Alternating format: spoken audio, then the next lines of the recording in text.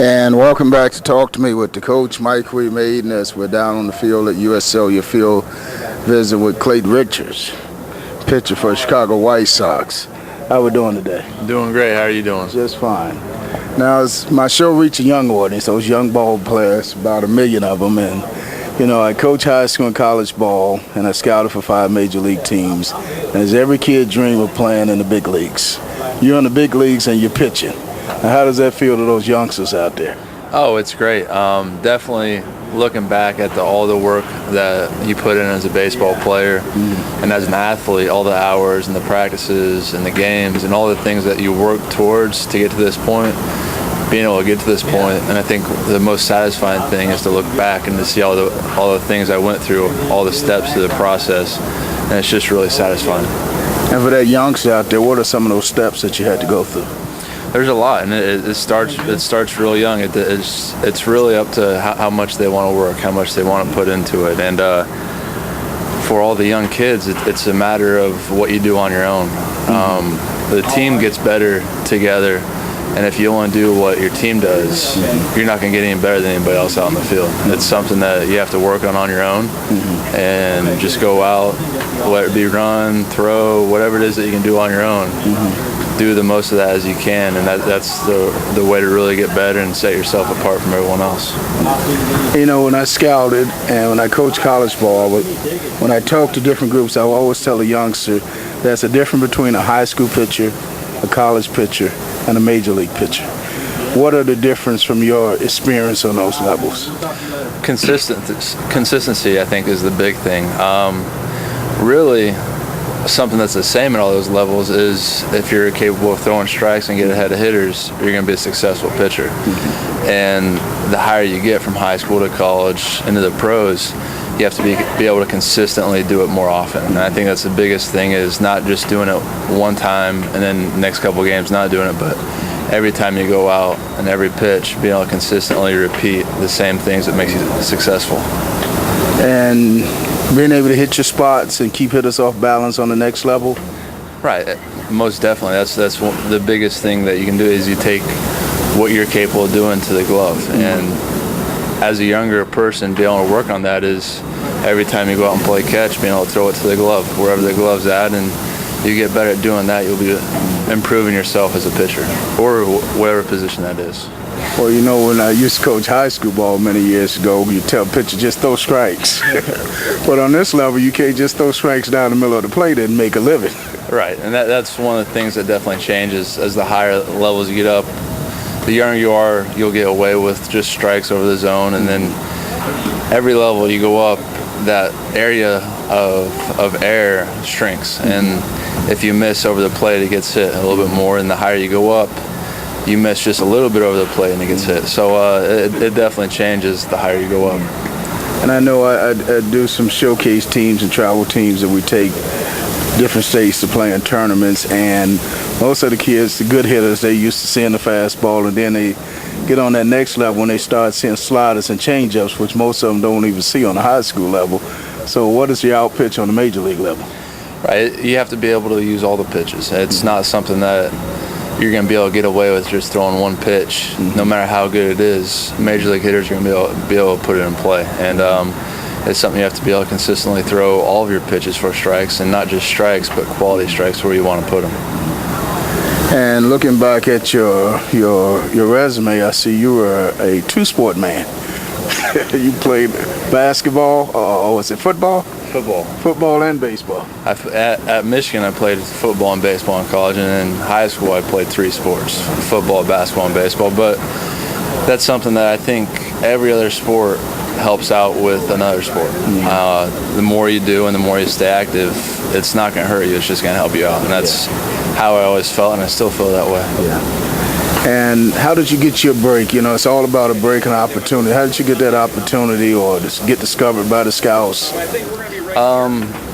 In high school, I thought I'd be drafted, and it never happened. And went up to Michigan, played football for my first year. I didn't play baseball, and then that second year I played baseball and just had a pretty good season and was on a high enough level that some professional scouts saw me, and that's kind of where I got my break and an opportunity to get drafted. And then from there, just kind of progressed to the minor leagues.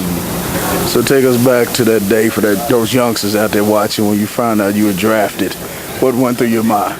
Oh, it was great. I was real excited. For me, I felt like it was a long time coming. I thought for sure out of high school, and that was one of the things that I was for sure I was going to get drafted. I had a really good year, good size, left-handed. I thought, man, after my senior high school, I was for sure I was going to get drafted, and that was a level of disappointment I had to go through before I would progress, and then eventually got drafted. So it made me enjoy it even more. Having that failure in the past to look back on and remember really let me appreciate the opportunity to get drafted. So that was your ultimate dream, that you was going to pitch in the big leagues one day?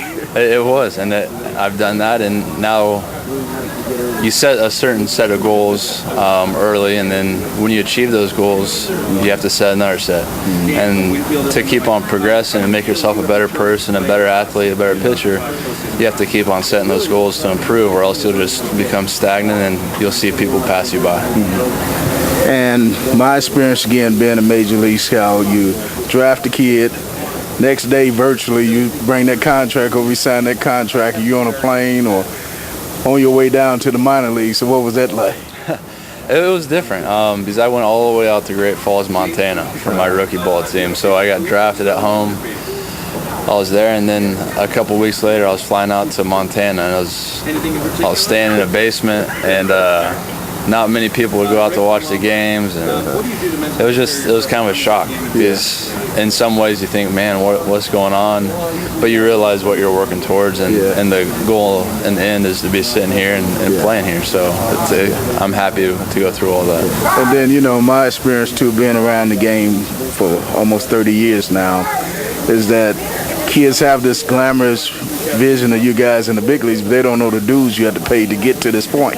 Right, and that's one of the toughest things to understand, because not everyone can see what we do on a day-to-day basis. They see from 7 o'clock to 10 o'clock when we play the game. And really for them to understand, they have to understand the work that goes into it. And not so much when we're up here, but even before. And just all the work we put in, and everyone here has done something to deserve to be here. And it's not, they don't just get handed it to them. So it's something that they have to realize that the harder they work at it, the better chance they'll have to succeed. Okay, so take us through, we've been through your college experience, your minor league experience. When you first found out you were going to make the big league team, what went through your mind? Oh, it was great. I was so excited. Tried to hold back the tears of excitement. I called my parents and my wife and just everyone back home.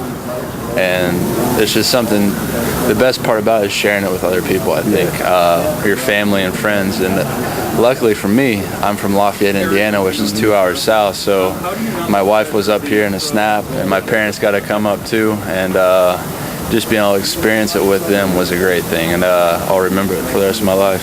So you walked in that major league locker room and saw your uniform hanging up there. I'm sure butterflies just went all through your stomach. Oh, it was great. I didn't know when I was going to throw, but I knew I was here, so it was exciting. Just seeing the guys and just being a part of it, going out here, running around the field, and it's really great. And who was your idol when you was coming up? I always loved watching King Griffey Jr. And last year when we picked him up, it was amazing to be able to see him in the same clubhouse, going out to stretch with him and watching him hit for our team. So it was a lot of fun having that opportunity last year. So you kind of are at the same time being in the same arena with these guys. Right, it was great, and it's something you try not to show too much, but you really appreciate that opportunity.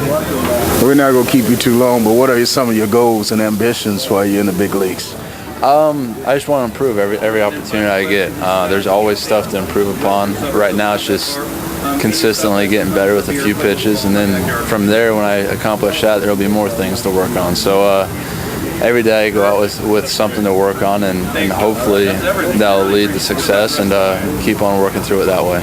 So that means you got a couple no-hitters and all-star appearance on the agenda?